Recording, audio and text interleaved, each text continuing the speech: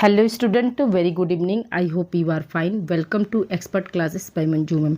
Student, जैसा कि आप सभी लोग जानते हैं कि आप लोगों का एग्ज़ाम जो है 12 मार्च को होना निर्धारित हुआ है। विषय कौन सा है आप लोगों का? तो होम साइंस है। ये क्लास बीए या BSc first semester home science की क्लास है। पेपर का नाम है fundamentals nutrition and human development. ये आप लोगों को क्या पेपर का नाम है स्टूडेंट। और ये 2026 का हम मॉडल पेपर स्टार्ट किए हुए हैं। आज जो है आप लोगों का ये पार्ट 2 है। अगर आप लोगों ने पार्ट 1 नहीं देखा स्टूडेंट, तो सबसे पहले जाकर आप लोग पार्ट 1 देख लीजिए, क्योंकि पार्ट 1 में हमने 2025 के जितने भी लॉन्ग क्वेश्चन हैं, यानी 4 लॉन्ग क्वेश्चन 25 के और 2 लॉन्ग क्वेश्चन जो है 24 के, यानी टोटल 6 क्वेश्चन जो है पार्ट 1 में हमने सॉल्व कराया है। और आज जो है आप लोगों का 2025 का ही क्वेश्चन जो है मतलब सेक्शन बी वाला हम स्टार्ट किए हुए स्टूडेंट। ठीक है, तो देखिए क्वेश्चन है आप लोगों का, भाप द्वारा, ठीक है, भाप द्वारा भोजन पकाने की विधि के बारे में लिखिए। तो इसका आंसर क्या होगा? तो देखिए, इस विधि द्वारा भोजन को उबलते हुए पानी से निकली भाप से पकाया जाता है। बर्तन के निचले भाग में पानी रहता है, जिसे उबलने पर भाप बनती है। भाप में पकाने वाले भोजन को व्यवस्थित करके रखा जाता है। भाप से उष्मा होगा यहाँ पे, ठीक है, बना लीजिए। उष्मा निकाल कर भोजन तक स्थानांतरित होता है। उष्मा के संघनन की यह प्रक्रिया तब तक चलती है जब तक कि भोजन एवं भाप का तापमान एक समान न हो जाए। इस विधि द्वारा जो है इडली है, ढोकला आदि जो है व्यंजन क्या करते हैं, हम तैयार करते हैं। देखिए, भाप से भोजन जल्दी पकता है क्योंकि उस वाष्प में गुप्त उष्मा विद्यमान रहती है। इस विधि द्वारा भोजन पकाने की 2 विधियाँ। इस विधि के द्वारा जो भोजन कितनी विधि से पकाया जाता है, तो 2 विधियों से। पहला क्या है, प्रत्यक्ष विधि, और दूसरा क्या, अप्रत्यक्ष विधि। प्रत्यक्ष विधि का मतलब क्या हुआ कि जो भोजन है हमारा सीधे क्या है, कांटेक्ट में जाएगा, मतलब भाप के कांटेक्ट में सीधे जाएगा। और अप्रत्यक्ष विधि का मतलब क्या हुआ कि वो भाप के कांटेक्ट में नहीं जाएगा। ठीक है, जैसे आपका इडली हो गया, तो ये सब क्या है, भाप के कांटेक्ट में, जो मतलब भाप मैंने जल में सीधे डाल को उबाल कर पकाएंगे, वो हमारा प्रत्यक्ष विधि होगा। और जो भाप से स्टीम से पकाएंगे, वो हमारा क्या होगा, अप्रत्यक्ष विधि होगा। दूसरा क्वेश्चन है कि मानव कोशिका की संरचना का सचित्र वर्णन कीजिए। तो देखिए, ये आपका इंपॉर्टेंट क्वेश्चन है, ये हमेशा आप लोगों को एग्जाम में आता है। तो देखिए, मानव कोशिका का संरचना वर्णन है, ये हमने डायग्राम लिया हुआ है। आप लोग इसको देखकर एज इट इज आप लोग इसको ऐसे ही बनाना पड़ेगा स्टूडेंट। ठीक है, देखिए यहाँ पर पहला देखिए क्या है, कोशिका। सबसे पहले क्या होता है, हम सबसे पहले कोशिका या सेल मेम्ब्रेन होती है। ठीक है, फिर क्या है, ये छोटे छोटे क्या है, ये साइटोप्लाज्म भरे होते हैं। बीच में क्या होता है, एक जगह ऐसे ऐसे ऐसे गोले में सेंट्रोसोम होते हैं। और इस तरह की जो संरचना लिए होती हैं, ये क्या है, आपकी गोल्गी बॉडीज होती है। और इसको हम क्या बोलते हैं, ये माइटोकॉन्ड्रिया है आपका। और बड़ा सा क्या होता है, ये न्यूक्लियस है, जिसको हम केंद्रक द्रव्य बोलते हैं। फिर ये क्या है, एंडोप्लाज्मिक रेटिकुलम, ये आपका एंडोप्लाज्मिक रेटिकुलम है। न्यूक्लियर मेम्ब्रेन होता है, लाइसोसोम होती है, क्रोमेटिन फाइबर पतले छोटे छोटे रेसे जैसे होते हैं, और लाइसोम पाया जाता है। और बीच में क्या है, ये माइटोकॉन्ड्रिया है, राइबोसोम्स है, और वैक्यूल्स होता है। तो इस फिगर को भी आप लोग मतलब जो है देखकर अच्छे से इसको बनाकर आपके बुक में दिया होगा, तो आप उसको प्रैक्टिस कर लीजिएगा, क्योंकि आपके मतलब जो है माइटोकॉन्ड्रिया सेल की जो है मतलब क्वेश्चन में से आते हैं। आपको हमने बताया था कौन कौन से आप लोगों को प्रैक्टिस करना है चित्र में। तो याद रखिएगा कि हृदय का, ठीक है, हृदय का, ठीक है, आपका किडनी का हो गया, ठीक है, किडनी का चित्र बनाने की प्रैक्टिस कर लीजिएगा। और पाचन तंत्र में आपको बनाना है, ठीक है, पाचन तंत्र का भी क्वेश्चन लॉन्ग में आ जाता है।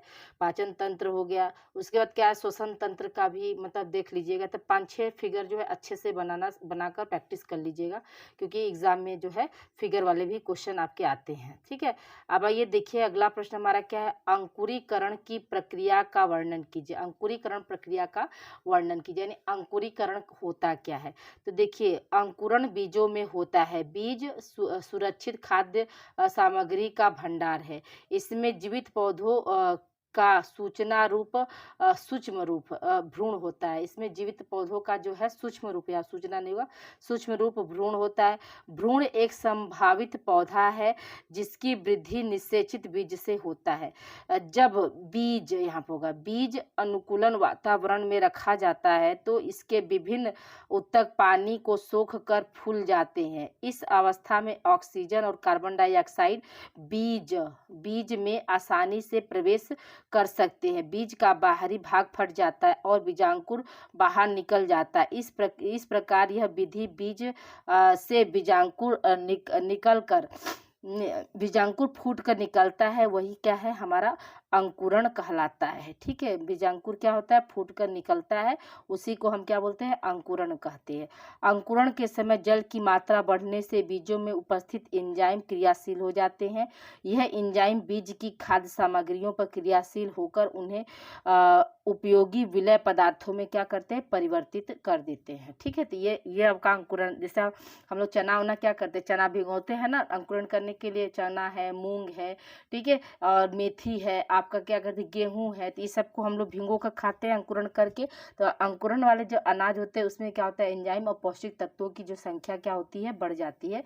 उसको हम अंकुरण किए हुए चीज़ों को या सामग्री को क्या है, कच्चे रूप में खाते हैं। ठीक है, अब ये देखिए अगला प्रश्न हमारा क्या है, खाद्य संरक्षण को परिभाषित कीजिए। देखिए खाद्य संरक्षण कैसे किया जाता है, तो देखिए खाद्य पदार्थ फल तथा सब्जियां तैयार होने के पश्चात केवल एक निश्चित समय तक ही अच्छी दिशा में रखे जा सकते हैं। इसके बाद वह खाने योग्य नहीं रहते। यानी कोई भी मतलब खाने वाला जो भोज्य पदार्थ है, जैसे फल है, सब्जियां हैं, तो उसको हम कुछ समय तक जो है अच्छे से रख सकते हैं, लेकिन वो ज़्यादा दिन तक क्या ज़्यादा दिन के बाद वो खराब हो जाएंगे, तो वो खाने योग्य नहीं रहेंगे। उनके रंग, रूप, आकार, सुगंध, रचना आदि में भी क्या होते हैं, परिवर्तन होने लगते हैं। खाद्य संरक्षण का अर्थ है, खाद्य संरक्षण का शाब्दिक अर्थ खाद्य पदार्थों का संरक्षण करना, यानी जो सॉरी, जो भोजन वाले जो खाद्य पदार्थ हैं उनको हम कैसे लंबे समय तक संरक्षित कर सकते हैं, ये जो है खाद्य संरक्षण का अर्थ होता है। अब आइए देखिए परिभाषा हम देख लेते हैं। खाद्य पदार्थों के मौलिक आकार एवं रूप को परिवर्तित कर या अपरिवर्तित रखकर इसके पोषक तत्व एवं विटामिन को यथा संभव बनाए रखते हुए बिना विकृति के दीर्घकाल तक सुरक्षित रखने की विधियों एवं तकनीकी को हम क्या कहते हैं, संरक्षण कहते हैं। ठीक है, संरक्षण कहा जाता है। तो देखिए यहाँ पे इसका मतलब ये हुआ, इस पॉइंट का, इस लाइन का मतलब ये हुआ कि जो खाद्य पदार्थ है उसका मौलिक आकार, जो मूलभूत आकार है, जिस आकार में वो पहले से है, उसको बिना परिवर्तित किए, ठीक है, उसमें कोई हमको चेंजिंग नहीं करना है। और इसमें जो भी पोषक तत्व है, विटामिन है, उनको क्या है, यथावत मतलब जैसे है वैसे का बना रहे, और दीर्घायु तक हम अगर उसको स्टोर करके रखते हैं, वही स्टोर करने की जो टेक्निक होती है उसी को हम क्या बोलते हैं, संरक्षण बोलते हैं। ठीक है स्टूडेंट, आई होप यहाँ तक क्लियर हो गया होगा। अब आइए देखिए अगले प्रश्न की ओर बढ़ते हैं। अगला प्रश्न हमारा क्या है, मानव विकास से अभिप्राय एवं परिभाषा के बारे में लिखिए। तो देखिए मानव विकास का साधारण अर्थ मनुष्य के विकसित होने से है। उचित वातावरण प्रकार मनुष्य अपनी आनुवंशिक योग्यताओं में वृद्धि करता है। ठीक है, उचित वातावरण प्राप्त, ठीक होगा, प्राप्त कर मनुष्य अपनी आनुवंशिक योग्यताओं में वृद्धि करता है। इस प्रकार हम कह सकते हैं कि मानवीय संभावनाओं का विकास ही मानव विकास है। ठीक है, अब आइए देखिए परिभाषा की बात करते हैं। तो देखिए परिभाषा क्या दिया है, वाटसन के शब्दों में, यानी जो वाटसन विद्वान है उन्होंने क्या इसकी परिभाषा दी है। तो देखिए मनुष्य का वैज्ञानिक अध्ययन ही मानव विकास की क्या होती है, आधारशिला होती है।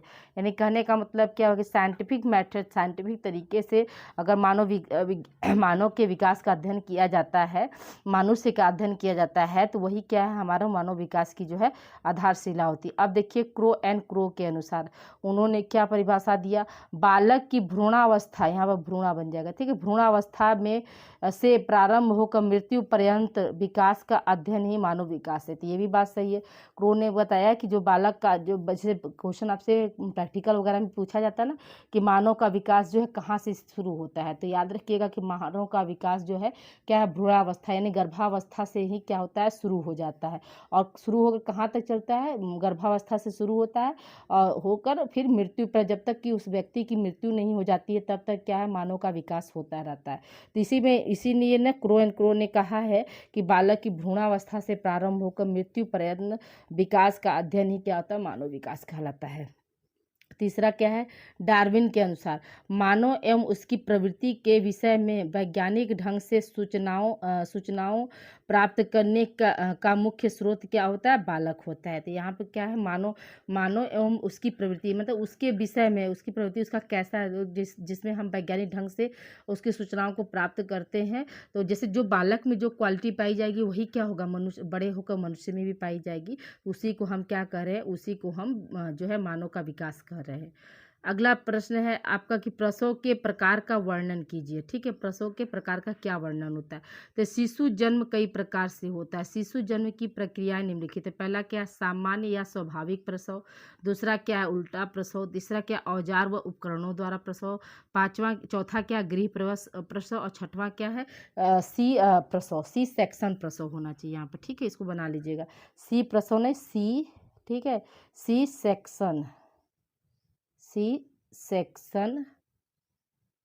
प्रसव, इसको आप पूरा नाम लिख लीजिएगा, सी सेक्शन प्रसव। तो देखिए, सामान्य या स्वाभाविक प्रसव का मतलब क्या होता है कि जो नेचुरली तरीके से, जिसमें किसी भी तरह का कोई मेडिसिन न उपयोग किया गया, कोई औजारों का प्रयोग नहीं किया जाता है, वो क्या है, हमारा सामान्य और स्वाभाविक प्रसव होता है, यानी नॉर्मल डिलीवरी। उल्टा प्रसव का मतलब क्या हुआ कि उल्टा प्रसव का मतलब कि पहले सर न आके क्या हो, पहले जो है नितंब आए। ठीक है, और तो उसको हम क्या बोलते हैं, उल्टा प्रसव बोलते हैं। औजारों उपकरणों द्वारा प्रसव का मतलब क्या हुआ कि जो जो मतलब सॉरी, जहाँ पे क्या होता है आपका मतलब औजार और उपकरण से जो है बच्चे का जो प्रसव कराया जाता है। जैसे कि नॉर्मल डिलीवरी में भी क्या करते हैं, थोड़ा सा चीरा लगा कर करते हैं ना, तो वही आपका क्या, औजार उपकरण। गृह प्रसव का मतलब क्या हुआ कि होम डिलीवरी, यानी घर पे जो डिलीवरी होता है उसको हम गृह प्रसव। सी सेक्शन प्रसव का मतलब क्या हुआ कि जो ऑपरेशन वाली डिलीवरी होती है, जो सी आकार का कट करके जो है बच्चे को निकाला जाता है, उसी को हम क्या बोलते हैं, सी सेक्शन प्रसव बोलते हैं। ठीक है, अब आइए देखिए अगला प्रश्न हमारा क्या, वृद्धि तथा विकास में क्या अंतर होता है। तो आइए देखिए, वृद्धि और विकास में क्या अंतर होता है, इसको हम लोग देख लेते हैं। तो दो कॉलम बनाकर जैसे हमने यहाँ पे दिया गया उसी तरह से आप लिखिएगा।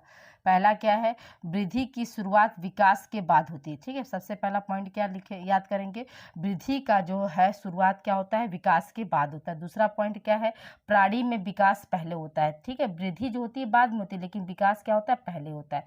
दूसरा पॉइंट है आपका कि वृद्धि मूर्त होती है, अर्थात इसे हम देख सकते हैं। जो वृद्धि होती है वो क्या होती है, मूर्त, मतलब कि हम उसको क्या कर सकते हैं, देख सकते हैं। और विकास क्या होता है, अमूर्त होता है, जिसे हम देख नहीं सकते हैं। ठीक है, तीसरा पॉइंट हमारा क्या है, वृद्धि गर्भाधान से लेकर परिपक्वता तक रहती है। वृद्धि का जो है एक मतलब समय जो है फिक्स है, इसके बाद क्या होगी, वृद्धि नहीं होगी। इसलिए कहा गया है कि वृद्धि जो है गर्भाधान से लेकर परिपक्वता तक होगा। और विकास क्या होता है, विकास किसी भी जीवित प्राणी में गर्भाधान से लेकर जीवन पर्यंत क्या होता है, चलता रहता है।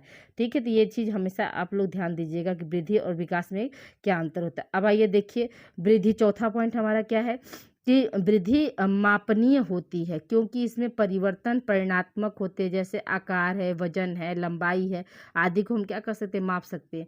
और जो विकास होता है अमापनीय होती है, विकास को क्या हम माप नहीं सकते, क्योंकि इसमें परिवर्तन जो होता है गुणात्मक होता है, इसका अनुभव किया जा सकता है। ठीक है, इसका क्या करते हैं, हम अनुभव कर सकते हैं। इसमें पांचवा पॉइंट क्या है, वृद्धि में होने वाले परिवर्तन केवल शारीरिक होते हैं, और विकास में के अंतर्गत सभी शारीरिक, मानसिक, सामाजिक और समयात्मक परिवर्तन जो है आते हैं।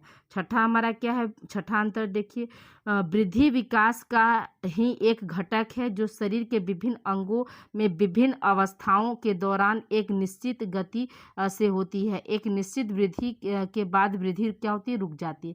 विकास की प्रक्रिया एक निश्चित अवधि सीमा तक साथ साथ चलती है, तथा वह 7 निश्चित अवधि के बाद क्या होता है, इसका साहचर्य जो है टूट जाता है। सातवां अंतर देखिए क्या है, वृद्धि वृद्धि में होने वाले परिवर्तन क्या होते हैं? रचनात्मक होते हैं।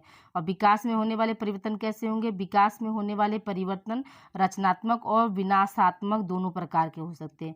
8वां अंतर क्या है? वृद्धि में होने वाले परिवर्तन मात्रात्मक होते हैं और विकास में होने वाले परिवर्तन क्या होते हैं? आपके गुणात्मक होते हैं। ठीक है। 9वां पॉइंट हमारा क्या है? वृद्धि एक संकुचित क्रिया है क्योंकि यह केवल परिपक्वता अवस्था तक चलती है। विकास एक सार्वभौमिक प्रक्रिया क्योंकि यह प्राणी की मृत्यु तक चलती है। 10वां पॉइंट क्या है?